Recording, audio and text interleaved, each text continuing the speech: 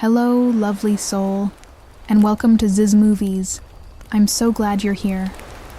Let's take a deep breath together and let the day melt away. Where are you listening from tonight? A cozy bedroom? A couch with a view? Maybe somewhere far away where the wind moves gently through the curtains. If you'd like, leave a comment and share where your night begins. Now, close your eyes, if you haven't already. Let your hands fall still. Let your mind grow soft and slip backward through time to a world of candlelight, swirling silk, iron giants, and a ship gliding through the night sea. There are footsteps on the dock, a ticket clutched in a glove, the weight of a necklace at your throat, and far, far away, something waiting. Let's go to the Titanic together. You're not watching, you're not imagining. You're there. You are her. You are Rose. You stand before her, and she towers above you like a floating palace. Your gloved hand rests gently on the railing of the gangway as you look up at the gleaming white hull. The name Titanic stretches across it like a whispered promise. The ocean wind is cool on your cheek, but your collar is stiff and high. The hat on your head is too heavy with feathers, and the crowd feels too close. You don't want to be here, and yet here you are. You try to focus on the sound of the water brushing against the dock, the rustle of silk layers as you walk. Cal speaks beside you, his voice like polished brass, pointing out luxuries and specifications.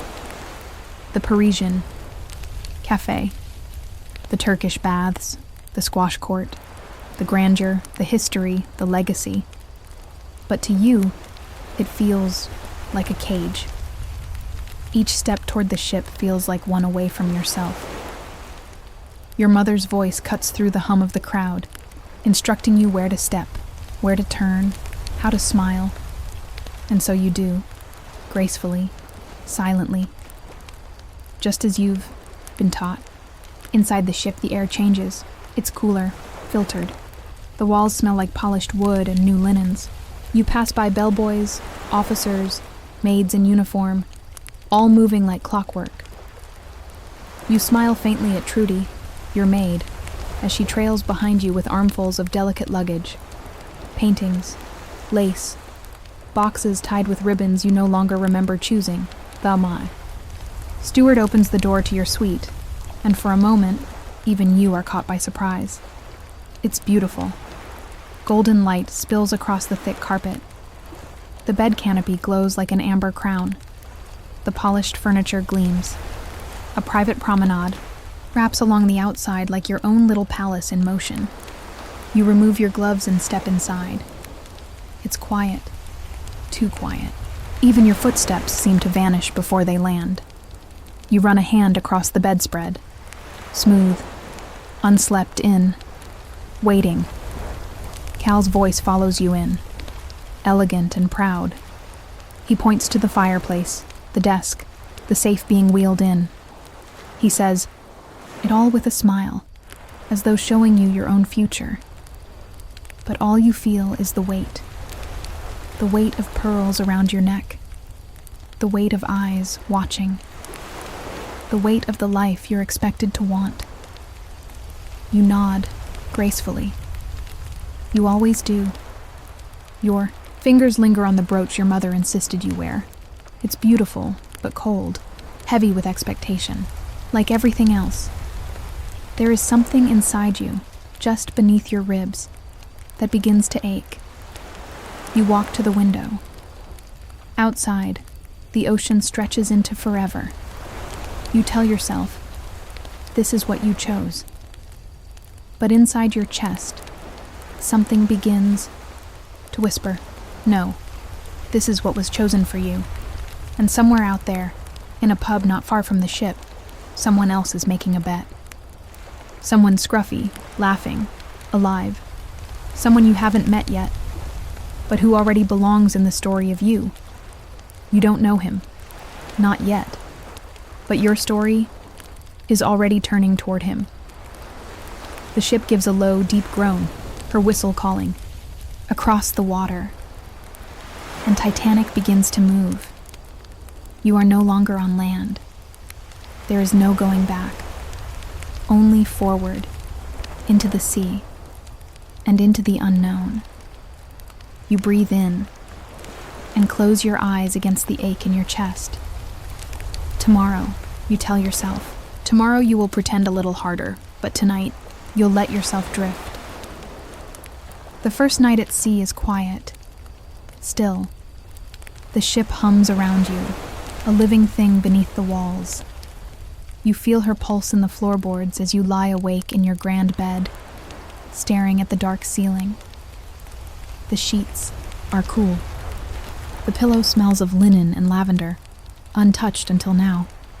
You've been here only a day, and already you feel 1,000 miles from who you were. Your mother has retired. Cal is somewhere smoking cigars with other men in tuxedos who talk in numbers and laugh in ways that never reach their eyes. You rise from bed in silence. The mirror across the room catches your reflection, tall, still, dressed in a flowing, ivory nightgown. You look like a woman in a painting, composed, beautiful, framed, and so completely alone. You reach for a robe, your fingers brushing over lace and silk. Everything you own is delicate, exquisite, and wrong. The floor is cool, beneath your bare feet. You move quietly to the private promenade, sliding the door open just enough to step out. Outside, the night is enormous. The sea is black glass. The stars burn like silver fire. And the wind, oh, the wind is clean and wild, and it touches your face like a whisper from another life. You walk the length of your private deck in silence. Above you, the ship's funnels exhale their slow breath into the stars. For a moment, you feel suspended, between past and future, between duty and desire, between the life already written and the one waiting, somewhere just off the page. You lean against the rail, feeling its coldness against your palms. You watch the water churn below, white foam spiraling in endless loops. It looks almost beautiful, hypnotic, a kind of freedom that pulls at you. The wind tangles through your hair. You tilt your head back and close your eyes, and for the first time in days, you let yourself feel it. The scream inside you, the quiet, elegant scream that never quite leaves your chest. A scream of something wild, something desperate, something real. You clutch the rail, not because you're afraid, but because you aren't. Not anymore. And then, slowly, you turn, and you walk back inside. Not to sleep, not yet, but to wait. Because something has changed. Tomorrow will come. There will be tea and dresses and ivory gloves. But tonight, the walls are beginning to crack, and something is coming through. A shadow, a thread of laughter, a boy's voice in a language you don't yet know, but your heart already understands. You crawl beneath the sheets. The pillow welcomes your weight like a secret. And somewhere below, deep in the belly of the ship, he is laughing, alive, drifting closer, and you are both already moving toward each other, toward everything. Sleep pulls at the edge of you, but you stay awake, just a little longer, because something is beginning, something no one sees yet, except you. The next day comes dressed in light. The sky is a gentle blue, the sea endlessly calm. Titanic glides forward like she was born to do nothing else, her wake stretched behind her like a silver ribbon in the sun. And you are walking through a world built of rituals, gloved hands, measured steps, thin porcelain teacups balanced perfectly on lace doilies. The first-class deck is a promenade of silk and secrets. Women in pastel gowns walk side by side, their conversations clipped and careful. Men speak in cigars and numbers. A small dog is walked by someone's valet. It trots past you as though it knows its bloodline is more important than yours. You smile politely. You always do. But your thoughts are somewhere else. Later, at lunch, you sit with Cal and your mother, and a man named Ismay. Someone important, someone polished, someone who names ships. There is also Mr. Andrews, who built the ship from keel to funnel. He is kind. He speaks softly. When he looks at you, he sees you. But Cal orders for you again. Lamb. Rare, with a touch of mint. You nod, but only because it's easier. Your fingers brush the silverware, your hands elegant and poised. But beneath the table, your fingernails press into the cloth napkin folded on your lap. A woman named Molly Brown sits nearby. She's loud, unashamed, and full of fire. She laughs when she wants to. She speaks without waiting for permission. She is everything you've been taught not to be, and you adore her for it. She watches Cal with a glint in her eye and asks if he'll be cutting your meat for you too. You nearly choke on your sip of water. Even your mother freezes. But you feel something you haven't felt in days. A smile. Real. Tiny. But real. Still, the meal stretches on, and the table becomes heavier with every course. Words drift around you like perfume. Delicate, cloying, and hard to breathe through. You excuse yourself, rising like a statue from a dream. Your mother watches you leave. Cal raises an eyebrow, but says nothing. You don't wait for permission. You walk. You don't know where you're going, only that you need air, and sky, and something that isn't velvet walls and locked futures. You find yourself alone again on the deck. The sun brushes your cheek, warm and golden. Far below, in third class, laughter floats up like music. You lean over the rail and listen. There's something different down there, something loose and alive, something untamed. And then, you see him. Not clearly. Not yet. Just a boy with a sketch pad. Legs stretched long, shirt rolled at the sleeves. Hair catching the wind like it belongs there. Eyes that seem to see everything, and judge none of it. And he's drawing. Not for profit, not for praise, but simply because he can. Your eyes linger, then lock. Just for a second. Maybe less. But it's enough. You turn away quickly, your heart stuttering, like a key that's found a lock it never knew. It fit. You walk fast, back to your cabin. And all the while, behind your ribs, something is rising. Something that feels very much like freedom. That night, everything feels heavier. The candlelight is too warm. The perfume too sweet. The pearls at your throat too tight. You sit in the grand dining saloon, surrounded by crystal and chatter, silver and soft laughter. You look the part, poised, lovely, composed, a perfect daughter, a flawless fiancée. But inside, you're unraveling. You hear the clink of glasses. Someone makes a joke at another table. Cal smiles at your mother. Their laughter wraps around you like a velvet rope. Your eyes drift to the tablecloth. Your fingers curl around the tiny fork beside your salad plate. So delicate, so sharp. You press the tip into the skin of your arm, just below the wrist. Not enough to break the surface, just enough to feel it, to feel anything. No one notices, not a single person. You excuse yourself again. Gracefully, quietly, a porcelain doll leaving the stage. You move through the corridor, the ship's chandeliers, swinging softly with the motion of the sea. Once inside your room, you close the door and lean against it. The stillness surrounds you. And then, like a storm breaking, you tear off your necklace, pearls scattering across the polished floor. Your fingers tremble as you rip at the pins in your hair, shaking it loose. You grab the hand mirror, its silver frame gleaming, and fling it across the room. It hits the vanity. Cracks bloom across the glass like frozen lightning. You stare at the fractured reflection. You don't recognize her anymore. And then, your feet are moving. Fast. Without thought. Just motion. Just escape.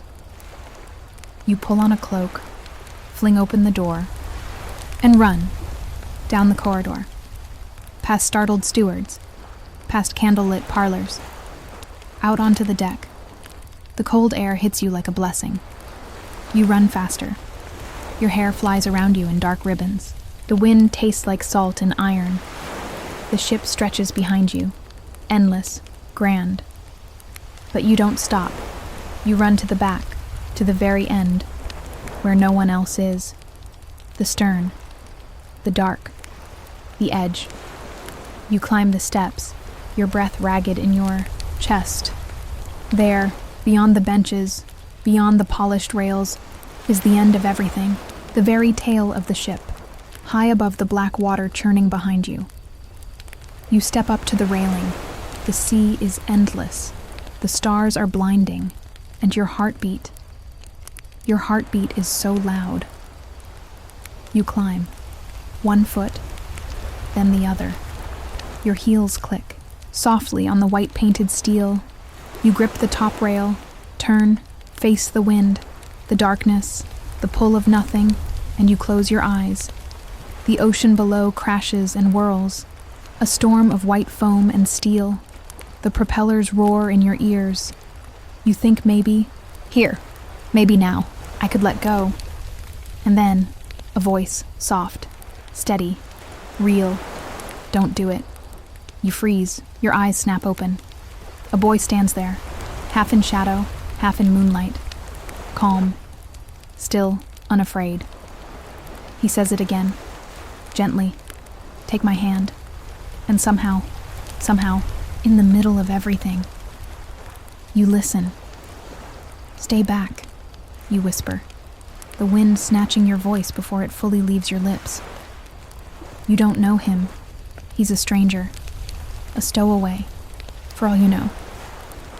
And yet, there's something in his eyes, something clear, grounded, not polished or rehearsed like everyone else. He takes a step forward, hands raised, like he's trying not to startle a bird. I'm not going to come any closer, he says gently. But if you jump, I'm going in after you. You blink. What? Don't be ridiculous, you say. You'll die. He shrugs. Maybe, but I can't just stand here and watch. You're stunned. No one's ever said anything like that to you before. Not in that way. Not like this. He starts unlacing his shoes. Tosses one aside, then the other. You stare at him, completely thrown off. What are you doing? Preparing to get wet. There's a pause. A strange, awful kind of quiet. Then he speaks again. You ever been in water that cold? Feels like 1,000 knives all over your skin. You can't breathe. You panic. And then you're gone. His words crawl into your chest. You don't seem like the kind of girl who wants to vanish, he says, softer now.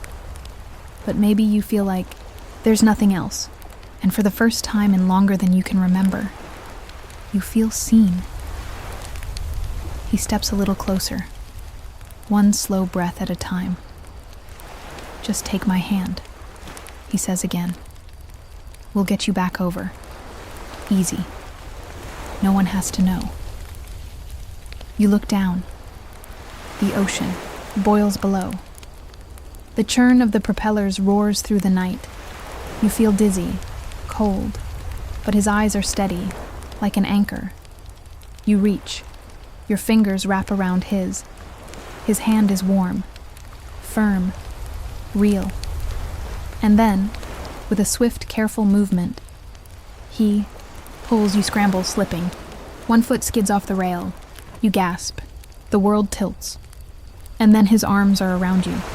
Tight. Strong. He holds you like someone who doesn't intend to let go. You collapse together onto the deck. The cold steel stings through your clothes. You're shaking, laughing, crying. Breathless. He props himself up on one elbow, checking your face. You okay? You nod, but the tears won't stop. They spill down your cheeks, salt on salt. He touches your arm. Doesn't press, just stays with you. A quiet presence on the deck in the dark. The stars wheel overhead. The ship hums beneath you. Everything has changed. I'm Jack, he says at last. You nod again. Rose, you whisper. And that's it. That's the beginning. You don't know it yet. But your life has already tilted. Not like a fall, but like a turning. Toward something wild and wonderful. And yours. Your name still hangs between you, delicate as breath. Rose. He says it softly, like a question he's already answered. And something about the way he looks at you, not up at you, not down, at you, exactly as you are, makes you feel whole. You sit together for a moment longer, breath steadying in the cold.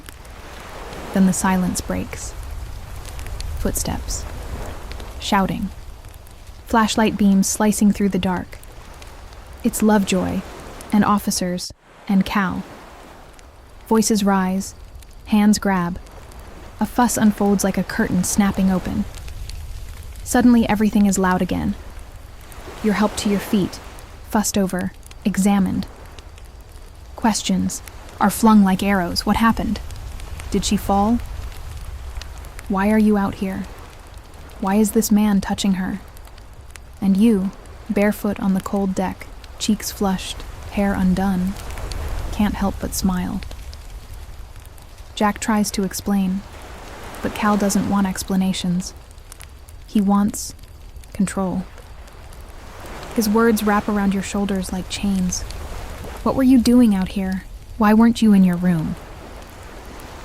Lovejoy watches Jack like a vulture, circling. You speak up. You lie. Because truth would be too complicated for their world to understand. Because they wouldn't believe you anyway. Because something in you wants to protect this boy, this moment, this self you are just beginning to find.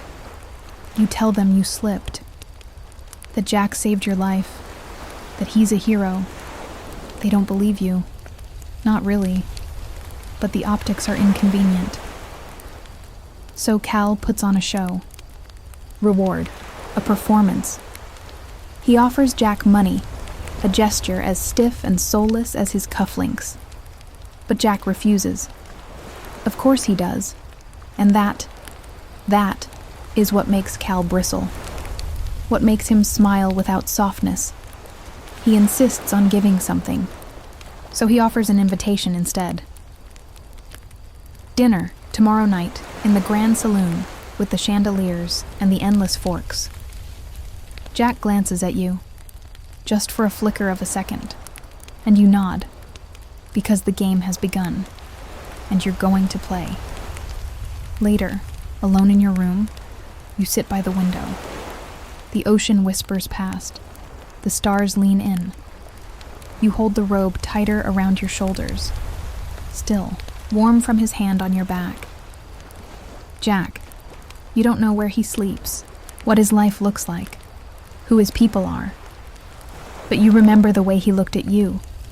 Not like property, not like status, not like a prize, just you. And in that mirror, cracked just hours ago, you catch your reflection again. But this time, you look different.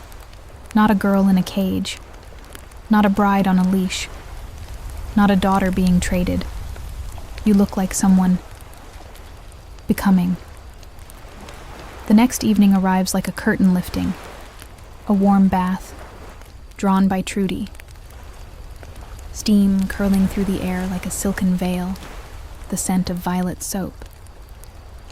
Your mother hovers, of course. She fusses over the fit of your gown, the position of your hairpins, the shine on your shoes. But you don't hear her. Not really. You're already gone. Inside your head, you're still standing barefoot on the deck, wind in your hair, his hands on your elbows. That moment keeps echoing in your chest like a secret too beautiful to say aloud. And now, you're about to walk into his world, not down, not up, but across.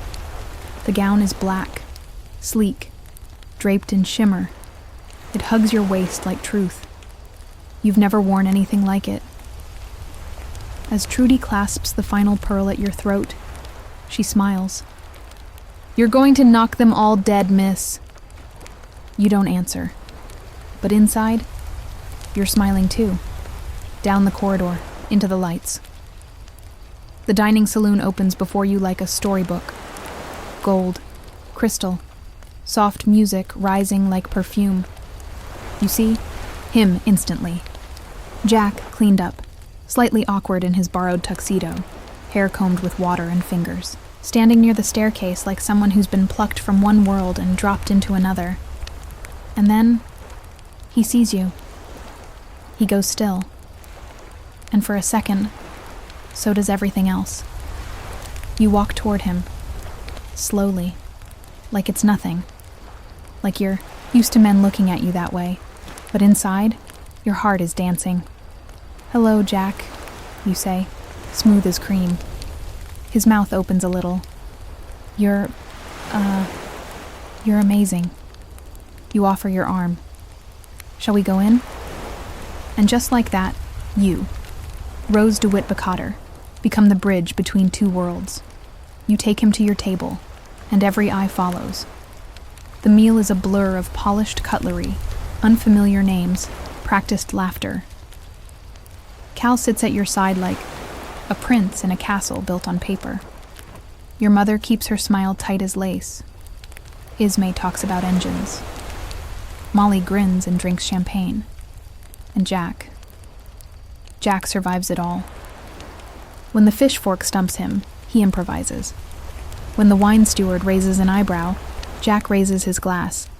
He tells stories. He draws them in, and you can't stop watching him. His hands, his mouth, his wild blue eyes that keep flicking. To you, like you're the only real thing in the room. After dessert, Cal suggests cigars and brandy. You rise from your chair, every inch the lady they expect. But as you pass behind Jack's chair, you lean just slightly and whisper, "So, do you have plans after this?" He turns, blinks. You smile. "Because I'd like to see how the other half lives." That's how it begins. Not with a kiss, not with a promise, just an invitation to live. The music rises now, louder below deck, where dancing and laughter fill the air. The hallway narrows, the carpet ends. The music gets louder. You're no longer in first class. You're moving through steel corridors now. Voices echoing, shoes tapping, a world full of smoke and laughter and something raw. Jack leads you down a final flight of stairs, then opens the door. And suddenly, color, movement, sound. The third-class party is alive and real. A fiddle spins through the air, chased by the thump of dancing boots. Laughter flies like sparks. The air is thick with heat and energy, and something you've never felt before. Joy. Not poised joy. Not polite joy. But wild, unpolished, throw your head back and laugh joy. You look around, wide-eyed. Children dart between tables. Lovers twirl in wide, swooping loops. A man pours ale straight from a jug into another's mouth. A girl spins with bare feet on wooden floors, skirts fanning like petals in flight. You don't belong here. And yet, you've never belonged anywhere more. Jack takes your hand. You let him. He pulls you toward the center of it all. Your shoes are too tight, your skirt's too long, but you move anyway. You laugh as he spins you, your heart thudding in time with the beat. He lifts you. You don't even care that your mother would faint. You've never felt this light. You're flying, arms up, hair loose, spinning through a room that feels more like a heartbeat than a ballroom. When the song ends, you land against him, breathless, laughing, and the look in his eyes, it steals the breath from your lungs. He doesn't say anything. He doesn't have to, because right now, it's all there, in the space between your smiles. You lean on a barrel, kick off your shoes, wiggle your toes against the wooden floor.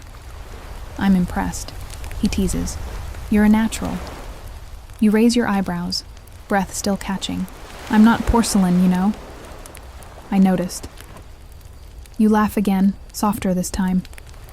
The night hums around you, fiddles, stomping, clapping, a pulse, a wave, and somewhere in the blur of it all, you stop being her. The girl with the pearls. The girl with the gloves. And you start being you. Rose. Barefoot. Flushed. Alive. You glance up and catch Jack watching you. Not like he wants to keep you. Not like he wants to own you. But like he's witnessing something rare. And knowing, without needing to say it, that you're witnessing him too. Later that night, you walk the quiet halls of the ship beside him. Everything is quieter now. The engines hum like a lullaby. The air smells of sea and steel. You pass sleeping corridors, empty stairwells, little corners of the ship no one else seems to notice. And you are glowing, your cheeks warm, your hair loose, your breath steady. But your heart, oh, your heart won't stop fluttering. You've never felt so full, so free. He stops near a landing, leans against the railing, and watches you with a look so open, so gentle. You can barely meet it. Thank you, you say, after a long pause, for tonight. His smile is soft and crooked. Anytime. You both lean there a while, arms brushing, saying nothing, letting the moment stretch, thin and golden and endless. Then you turn, walk together again, and soon you find yourself outside the first-class suite, your world, the edge of his. You turn to him. You can feel the pull of the door behind you. But it's faint, like gravity that no longer matters. Jack, you say quietly, I want you to draw me. He blinks. What? You step closer. Like one of your French girls. His eyes search yours. You smile, not coy, not shy, but sure. Soft. Brave. In the robe, you say. Wearing this, your fingers touch your chest, the diamond. The air stills. The hallway leans in. He nods. And then, the room. You let him in. You lead him through the suite, past the firelit parlor, past the gold-framed paintings and velvet chaise lounges, until you reach the bedroom. You move slowly, deliberately, like you're stepping into something sacred. He sets up his sketchbook at the desk. You remove the robe, and then, with a breath you barely feel leave you, you lie back on the chaise. One arm curled behind your head, one leg extended. Just as you imagined, the diamond glitters at your throat like a drop of night. You meet his eyes, and then he draws. There is no sound in the room but the scratch of graphite and the hush of your shared breath.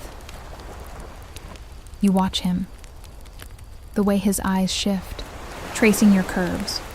Not hungrily, not possessively, like an artist seeing truth, like a boy seeing a miracle. Time disappears. The moment stretches until you forget the ship, the sea, the world beyond these walls. You forget the wedding, the titles, the gloves, the cages. You are Rose. Naked. Powerful. Seen. When he finishes, he lowers the pencil slowly, exhales, and looks at you. Not like a man who wants to take, but like a man who is grateful to witness. You rise. He closes the sketchbook. Gently, and you both smile.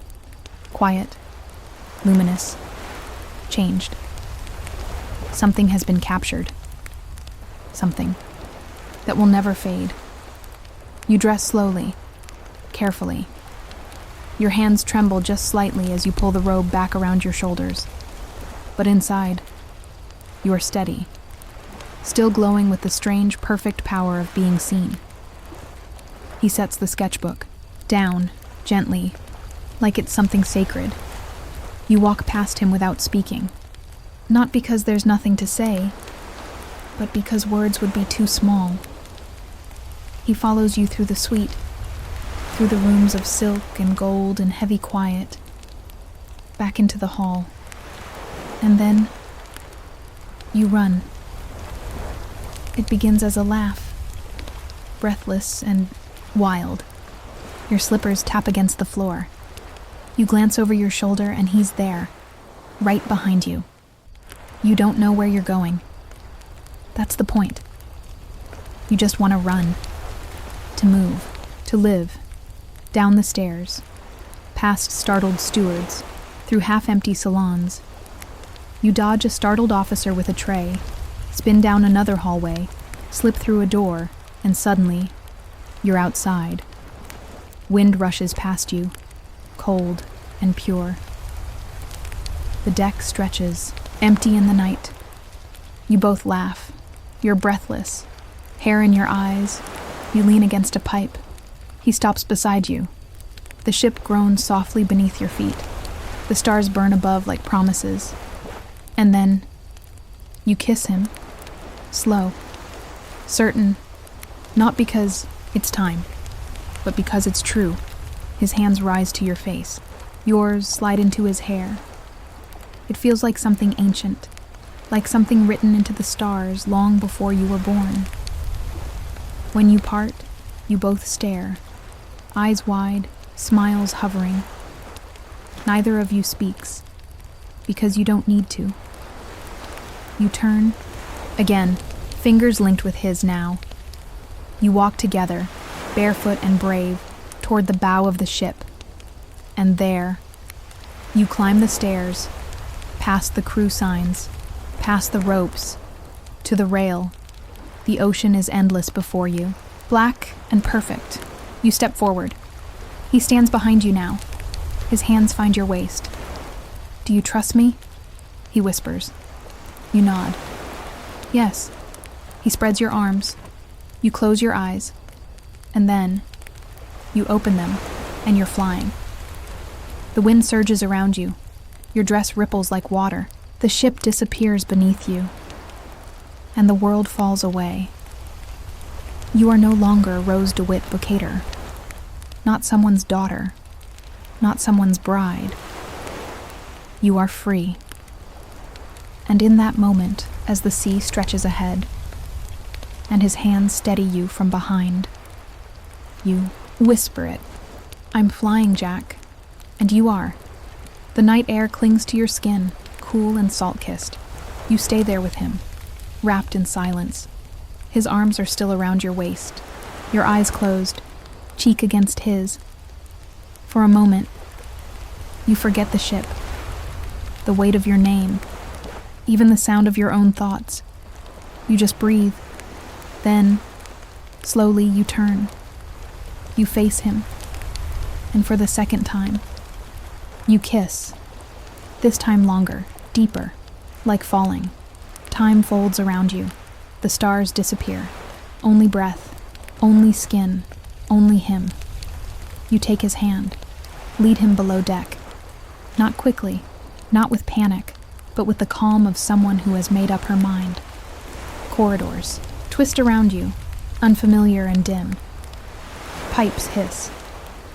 The ship creaks and hums, but all you hear is his footsteps behind yours. All you feel is the thrum in your chest. You reach a door, a cargo hold. The air smells of coal and oil and rust, but in the shadows, it's quiet, safe. You stop, you turn, and you look at him. Open, whole, bare. He touches your cheek, slowly, as if memorizing it, and then your lips meet again. You move together, soft and trembling, not rushed, not afraid, just real. You slide to the floor, into a nest of wool blankets and quiet. The walls curve around you like the belly of a ship. Your hands find each other, your mouths too. You undress slowly, as if it were something sacred. And when your bodies press close, skin to skin, it is not scandal. It is sanctuary. The shadows flicker. Single oil lamp glows somewhere nearby. His eyes meet yours, and they do not look away. The ship groans around you, but you are still.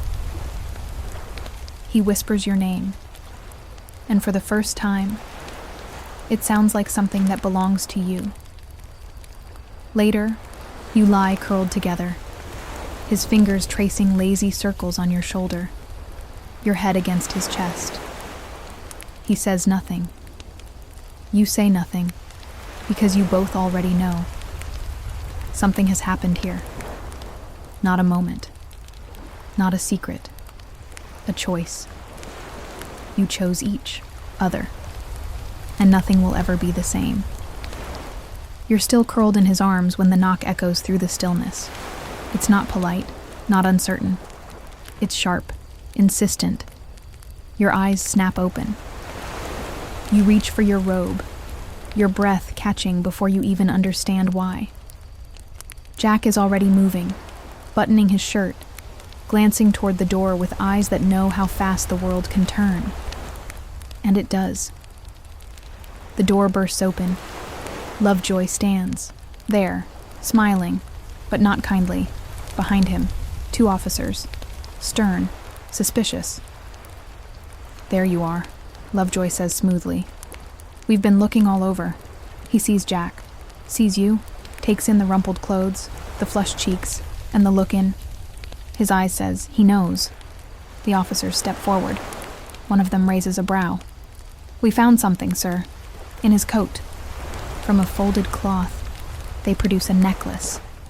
Not just any necklace. The necklace. The diamond. The heart of the ocean. And suddenly the room is ice. No, you whisper, rising to your feet. That's not his. That's not possible. But the chain gleams. The pendant swings. The lie has weight. Jack's voice is calm, but you can hear the edge in it. That's not mine. I never saw it before. The officers don't listen. Cal arrives, perfectly timed. Too perfectly. He puts a hand on your arm, gently, falsely. It's all right, darling, he says. We'll sort this out. But you know this is a trap. You know Jack didn't take it, and still, they drag him away. You try to follow, shouting now, angry, certain. You reach for him, but Lovejoy steps between you. Best not make a scene, miss. You push past anyway, down the corridor, through the ship's twisting passageways. You can hear Jack's voice as they pull him along, his hands cuffed, his eyes finding yours one last time. You don't cry, not this time. You turn, and you run, because now it's your turn to fight. You push through the salons, past velvet chairs, and painted ceilings. You don't care who sees. You burst into the main stairwell, where Cal waits, trying to smooth it all over with his crocodile smile. He says words like distressed, and shame, and stealing from the crown. But you look at him, and for the first time, you really see him. And the diamond around your throat suddenly weighs 1,000 pounds. You take it off. You place it in his hand, and without a word, you walk away. Because you have something more, precious to protect now. Someone who saw you. Not the dress, not the dowry, not the future, just you. And he's locked in the bowels of this ship. And you're going to find him. Soft and shifting. The dream begins to tremble beneath you. You're running. The corridors blur. The lights flicker past. Voices call after. You, but they don't matter. The ship tilts. Just slightly. Not enough to alarm. Just enough to feel wrong. You pause at a junction, trying to remember which direction they took him. Down? Forward? Some locked room near the master-at-arms? And then, a jolt.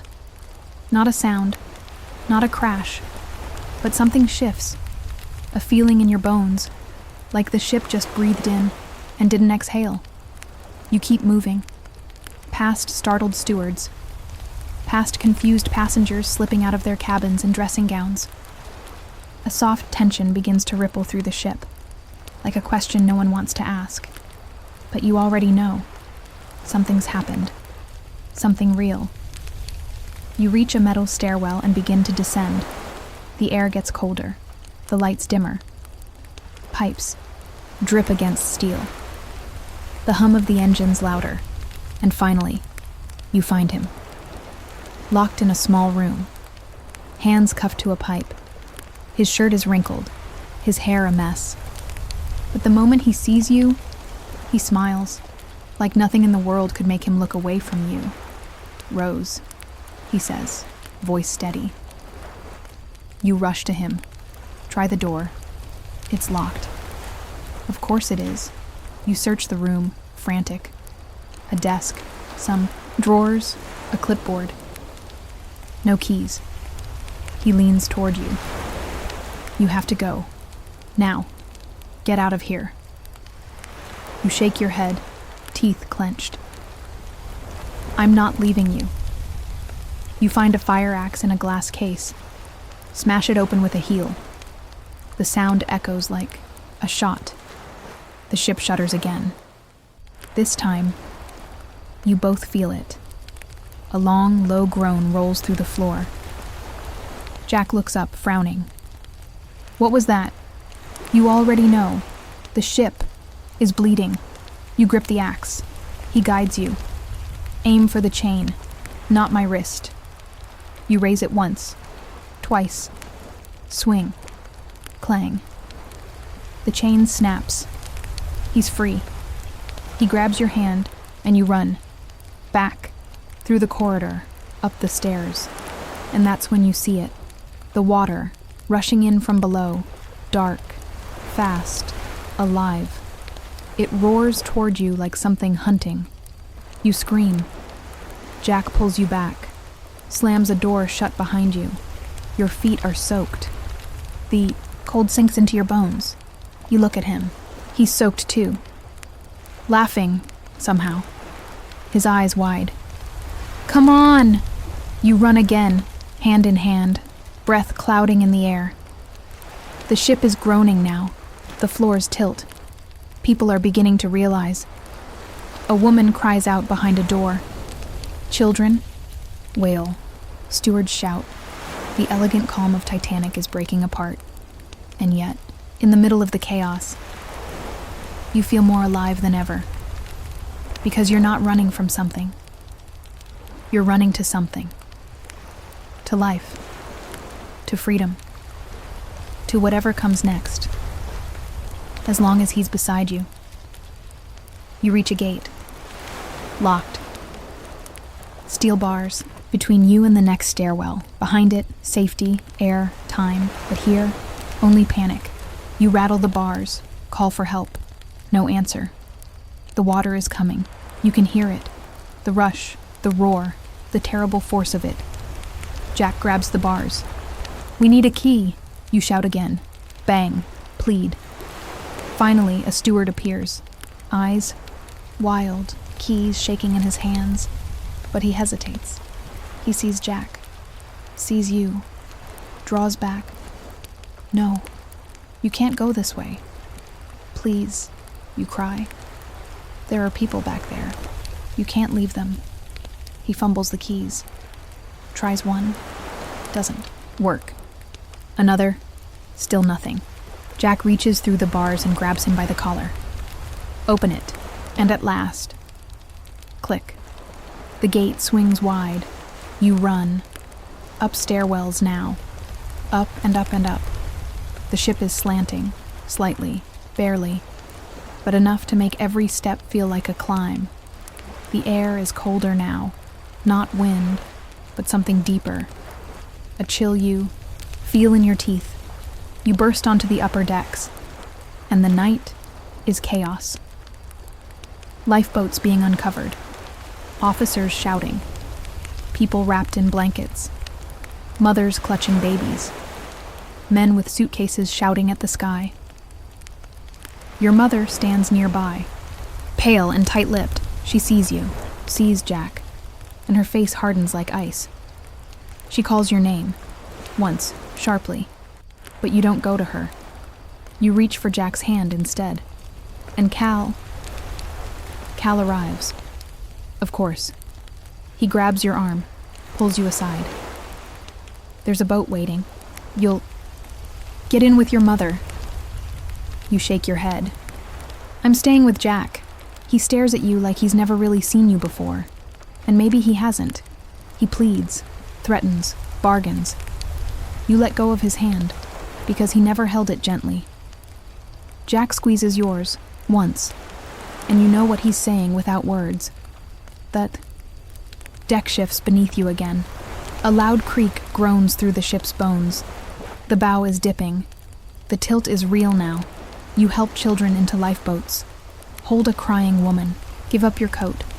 An officer tries to separate you and Jack, but your grip never loosens. You will not let go. Then, one lifeboat remains. Your mother climbs in. Cal gestures to it. Go, he says. Go now, before it's too late. You look at Jack. And Jack nods. Go, he says. You'll be safe. Your throat tightens. You step in, lower. The boat creaks. Voices shout above. You look up at him. He gets smaller, farther away, and something in you breaks. No. You leap. Out of the boat. Back onto the deck. You run. Rose, he shouts, stunned. You throw yourself into his arms. You kiss him like the ship isn't sinking, like the stars aren't watching. I couldn't leave you, you whisper, and he holds you tighter than the sky. Don't you do that again? He breathes. Don't you ever let go. The ship is rising. You feel it in your feet, in the way the deck slopes now, slow but certain. The bow is buried, the stern climbing steadily toward the stars. The sea rushes in below, a sound like breathing, deep and endless and cold. You and Jack cling to each other. No more crowds now, no more officers barking orders, just wind, screams, footsteps fleeing, upward. You move together, steadying each other as you climb toward the stern. Each step is slower, harder. The tilt makes your muscles burn, but you don't stop. You pass people kneeling in prayer, a man adjusting his tie, a woman humming to herself, rocking a sleeping child who will never wake up. All around you, lifeboats float away, tiny silhouettes against a black sea. And above, the stars. Still, cold, indifferent. You reach the rail at the very end, the tail of the great ship. Jack finds a spot, grabs your hand. You jump, I jump, he says, voice firm despite the terror in his eyes. You nod, because you meant it. Then, a sound. Deep. terrible. The ship breaks, not with a bang, but with a long, agonizing moan. Metal twisting, steel snapping. It sounds like the earth itself is screaming. The deck splits beneath you.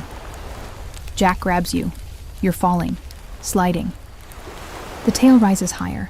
The bow is already gone. He finds the edge of the rail, pulls you up. You climb, hands numb, breath ragged, until you're both perched at the very top of the world. Titanic's final breath.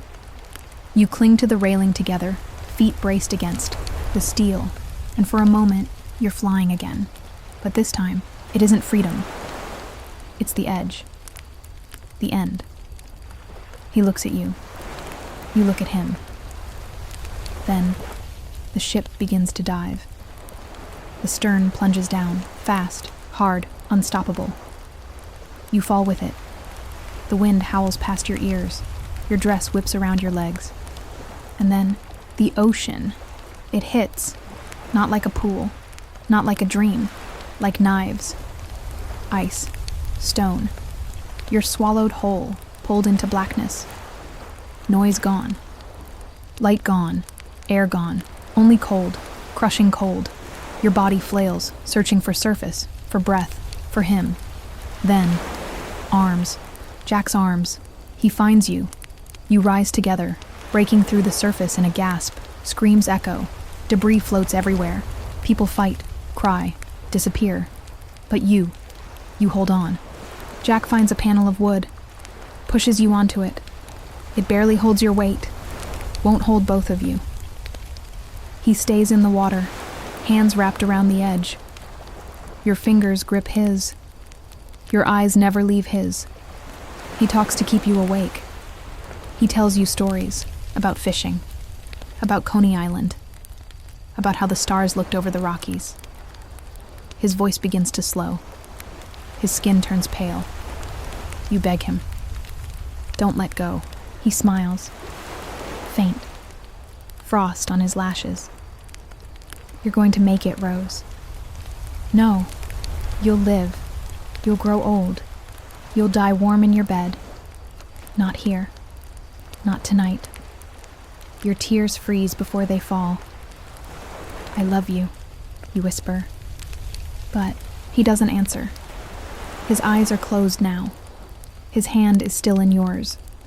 You grip it tighter. You are shaking, sobbing, freezing. And still, you will not let go. The sea is quiet now. No more screams. No more crashing. Only the hush of water and the gentle creak of floating debris. You're still there, half on the board, half in the sky. Your fingers locked around his. But Jack is still. His lips, blue. His skin, marble. Eyes closed, lashes laced with frost. You call his name again. Once. Twice. But the sea gives no answer. You reach for his face. Touch it. He doesn't stir. And something inside you, something bright and wild and full of starlight, begins to break. You want to stay. Here. With him. Forever. But his voice echoes through you. You're going to live, Rose. You're going to grow old. You lift your head. The cold slices your skin. The stars feel cool now, shining so brightly above so much sorrow. But then, a sound. A whistle. Far off, then closer. The crack of oars. A boat. You try to cry out, but nothing comes. Your throat is salt and ice. You try to lift your arm. It won't move. So instead, you dive. You let go of the board, of his hand, of the dream, and you swim. Not for long. Just enough. One broken board. One final breath. You pull yourself to a half-submerged officer. His whistle floats at his side. You reach it. Your fingers, stiff.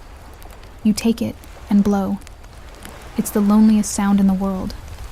One long cry. Then another. And then Someone hears. The boat turns. Oars slice toward you. You're lifted, pulled, wrapped in wool, pressed into arms. Someone says, "We've got one alive." Others begin to cry, or whisper prayers. You don't speak. You stare at the sky. It hasn't changed, but you have. Hours pass.